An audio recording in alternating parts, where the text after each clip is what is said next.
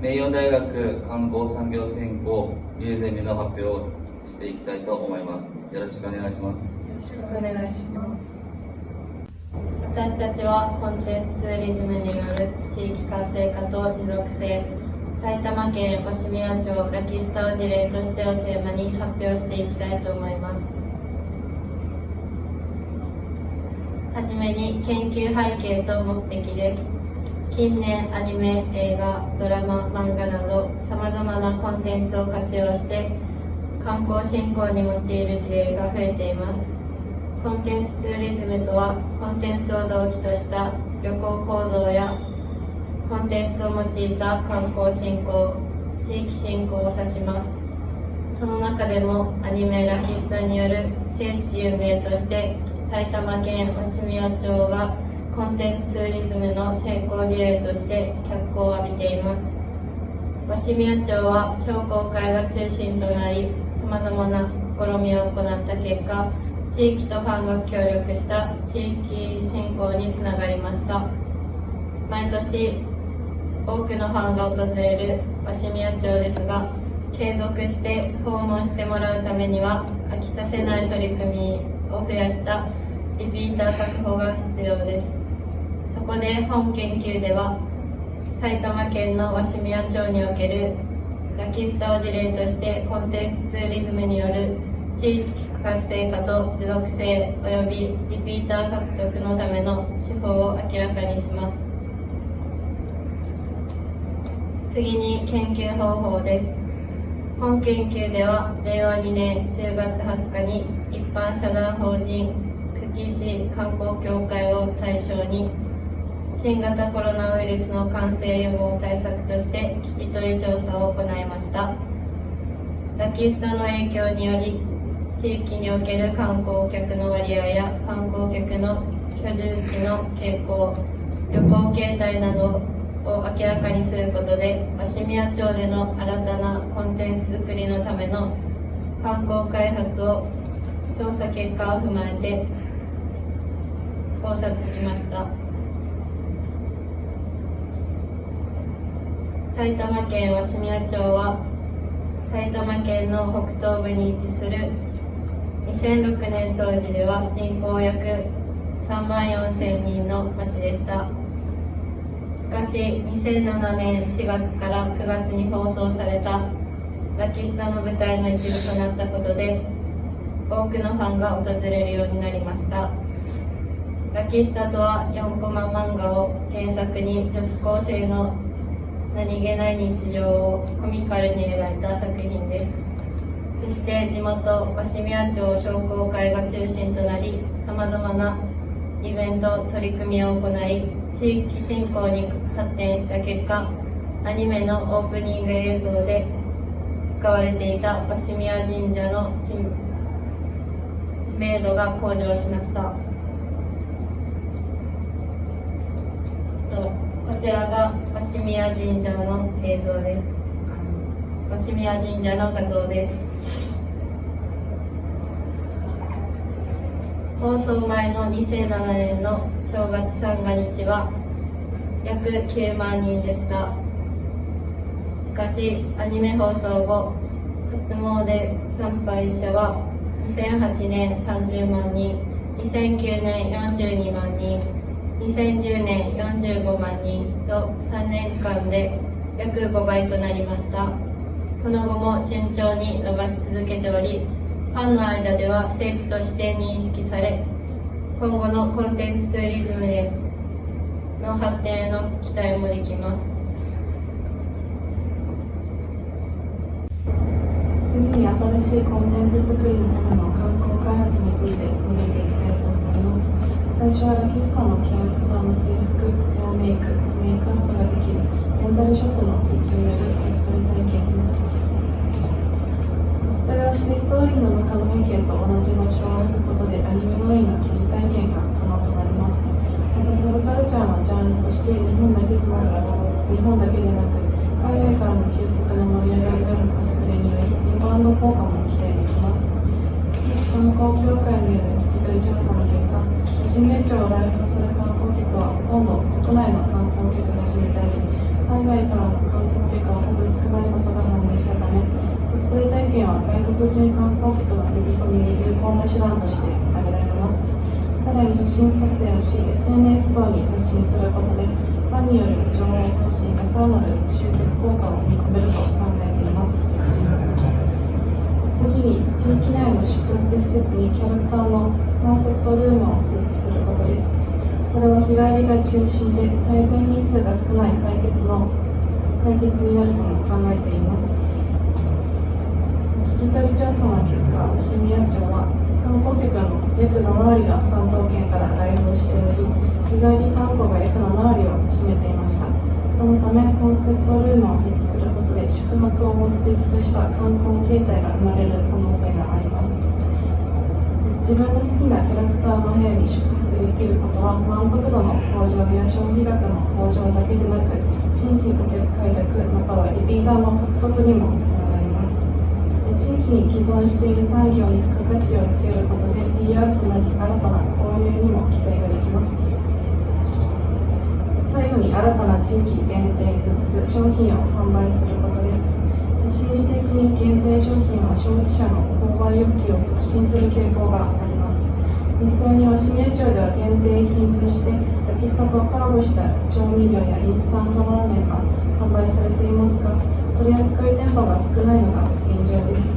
2013年伏見谷町を訪れた訪問者30人を対象にしたアンケート調査では、30人中17人がラキスタに関連するものを買わなかったという結果があるように、現在の伏見谷町のさらなる発展には新たな地域グッズ商品の企画・販売が必要であると考えています。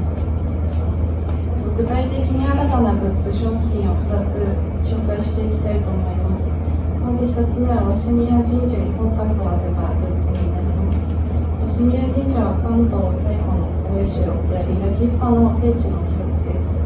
聖地として知られる伏見谷神社でお守り、おみくじ、御朱印帳などを作成し、伏見谷神社という地域資源を有効活用することで、神社自体の魅力も発信できると考えます。次に2つ目が特産品を活用した商品になります。伏見谷町は梨やイチゴの農産物が特産品なので、これらの特産品を使ったこだわりある商品をラキスタとコラボし販売することで、地域の PR と魅力づくりのきっかけになると考えます。次に地域側のメリットを述べていきたいと思います。まずメリットとして挙げられるのは、コンテンツ事例で言えばラキスタが観光客を呼び込む起爆剤となり、経済効果が期待できることです。観光客が来訪すれば、地域の飲食店での食事や周辺の観光施設への訪問、小売店でのお土産店購入、さらにホテルや旅館に宿泊などといった地域内での消費額は増加し、地域経済は大きく活性化します。地域経済が潤えば、雇用機会の拡大が期待できるため、収入の増加、人口減少の防止、労働人口の確保、人口流出による少子高齢化の抑制ができます。実際に日本政策投資銀行はラキスタについて埼玉県久喜市商工会伏見谷市所の資料の数値をもとに試算を行っています。これによると、試算内容はさまざまな過程に基づいているために、留意が必要としながらも、テレビ放送以来の10年間での経済普及効果は約31億円、誘発された雇用者数は約316人であるとしています。このように観光客が来訪することで、地域が持つ魅力の価値に気づく点、地域が持つ魅力を外部に発信できる点、また地域住民の生活する環境としての維持、改善が地域側のメリットとして挙げられると考えています。ここでは地域側のデメリットとして考えられる影響とそれを補う対策、また持続性を持った観光開発を作るべき理由を述べていきます。で、人的資源の不足はこちらの U ターン型で人材を集めることができます。要は埼玉県が地元であって県外で美容を学んできた学生を対象にして、地元で住みながら仕事したい、地元に貢献したいと思う学生を集めることを言います。で、福利厚生がしっかり整えれば十分に可能な対策と考えられます。次に観光客増加によってゴミ問題をどうやって対策するかを述べていきます。で、こちらの2つの写真があって、これは海外の事例をモデルとした対策であります。左はファント制度っていってドイツのこの空き瓶やペットボトル回収返還機械であって、右は韓国のスーパービンっていう空き瓶やペットボトルの回収機械であります。で、左のドイツのこの制度はこのバーコードを読み取って現金か値引きを選べます。で、右の韓国の機械はバーコードを読み取って現金かポイントカードでポイントを貯める制度であります。で、本研究ではこの2つの海外の事例をモデルとしてこの観光客増加によるゴミ問題の対策を考えてみました。で、持続可能な観光開発を作るべき理由のこちらの図であります。この観光開発は地域経済にとても大きな経済効果を及びますが、その一方、この図のように環境と観光資源に負のインパクトを与え、それが観光客の減少を招き、さらに地域経済に負のインパクトを与える可能性があるので、持続可能な観光開発が重要な課題であると表しています。本研究ではラキスタのコスプレや体験サービス、コンセプトルームの設置、新たな地域グッズの影響によって新たな交流の場の誕生や地域にもともとあった産業に付加価値をつけた宣伝による集客効果が見込め、さらなる地域の活性化とリピーターの活性獲得が可能となります。で、続いて持続性においては、人的資源の不足は U ターン型にフォーカスを当て、U ターン希望者への仕事情報の提供、転居費用の支援、子育て支援のような支援策が必要であると考えられます。このアンケート調査によって、この U ターン型の希望者は約 45% が希望していると結果が出ています。この結果から、この働く人にとって良質な雇用機会の提供、支援策があれば人的不足の解消につながると分かっているため、U ターン者の促進、支援策を地域側から取り組むべきであると考えました。ゴミ問題はこの海外の事例を用いて、この鷲宮町にこの機械を設置することでゴミ問題の対策も必要であると考えました。以上がラキスタの事例としたコンテンツツーリズムによるさらなる地域活性化と持続性およびリピーター獲得のための手法の研究でした。で、これで発表終わります。ご清聴ありがとうございました。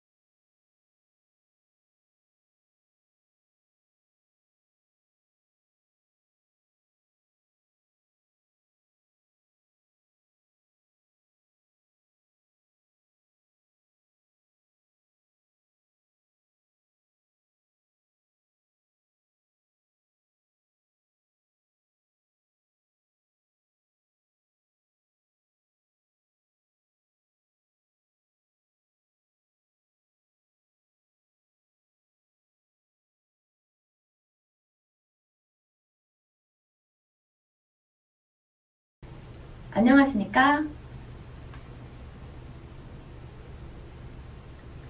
동부가 관광학회 주최 제10회 국제대학생 대회에 참가하게 된 경희대학교 김민지, 김진희, 최인지입니다.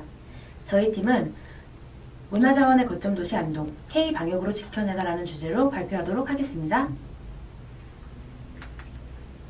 발표 순서는 안동 소개, 추진 배경, 활성화 전략 순서대로 하도록 하겠습니다.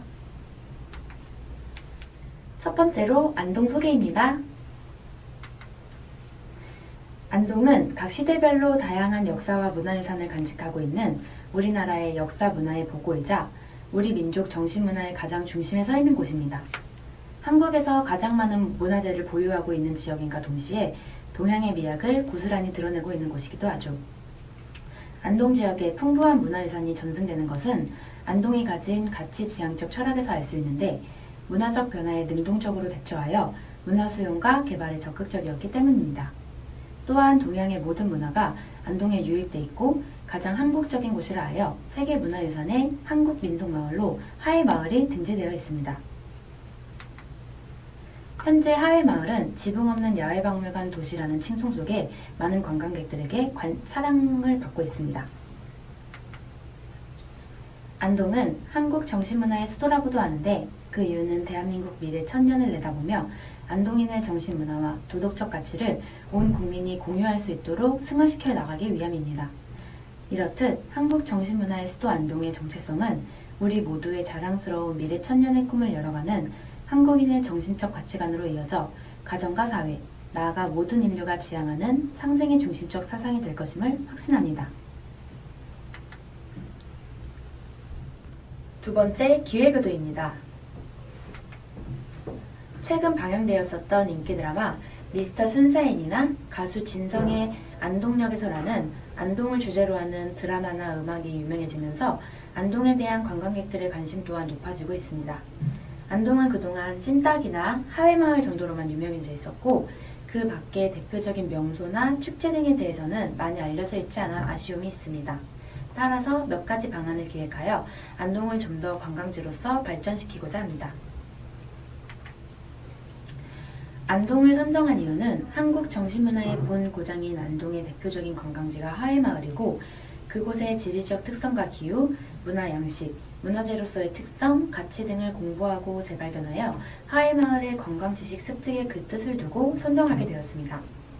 코로나 바이러스 확산에 따라 지난 3월부터 5월까지 시행되었었던 사회적 거리두기가 확진자 감소 추세에 들어서자 지난 5월 6일부터 생활 속 거리두기로 시행 방침을 완화하였습니다. 완화되는 거리두기 제한으로 여행 심리가 회복세에 돌입되었고 집단과 개인 모두 방역수칙에 익숙해짐에 따라 기본적인 생활 방역과 함께 어느 정도의 일상을 영위, 경제 및 사회활동을 지속해 나가는 새로운 일상이 시작되었습니다. 감염병 확산의 공포를 경험하였기 때문에 그동안 관광객으로 북적였던 지역이나 밀집된 공간보다는 소규모의 그동안 알려지지 않았던 히든플레이스와 밀폐되지 않은 야외 공간이 선호될 것이라는 게 중론입니다. 여기에 그동안 4차 산업의 여파로 확산되었었던 비대면 서비스는 필수가 될 것이고 이에 따른 스마트 관광이 화두에 오른다는 것이 전망입니다. 불편하긴 하지만 불안하진 않은 여행을 선호하며 비대면 관광 서비스 문화가 확산되고 있다는 것입니다. 세 번째로 활성화 전략에 대해 소개하겠습니다. 첫 번째로 코로나 바이러스에 대응할 수 있는 안전한 언택트 여행의 새로운 트렌드 차박입니다. 안락하고 편안한 나만의 공간에서 휴식을 즐기려는 사람들이 폭발적으로 늘어나며 새롭게 떠오른 트렌드는 차박입니다. 차박이란 차를 타고 떠나 자유를 누리려는 욕망과 나만의 공간에서 안락함을 즐기고 싶은 욕구 두 가지가 합쳐진 트렌드로 온전히 나만의 공간에서 나만의 시간을 보낼 수 있는 차박과 캠핑을 즐기는 인구가 빠르게 늘어나고 있습니다. 야외 활동에서도 다른 사람과 접촉이 적은 활동을 선호하는 분위기로 인해 뜨고 있는 차박은 캠핑장을 따로 예약하지 않아도 되고 기동성이 좋아 간편하다는 것이 인기 요인입니다. 이러한 새로운 트렌드를 반영하여 안동시에서도 차박을 할 수 있는 공간과 시설을 만들어준다면 코로나 바이러스의 위험으로부터 안심할 수 있고 젊은 세대들뿐만 아니라 가족 단위의 여행객들의 마음도 사로잡을 수 있을 것입니다. 두 번째는 코로나 시대의 안전한 관광을 위한 관광지 NFC 활성화입니다. 코로나19로 인해 어느 장소를 방문해도 전자 또는 수기 출입 명부를 작성해야 합니다. 이는 관광지에서도 예외는 아닙니다.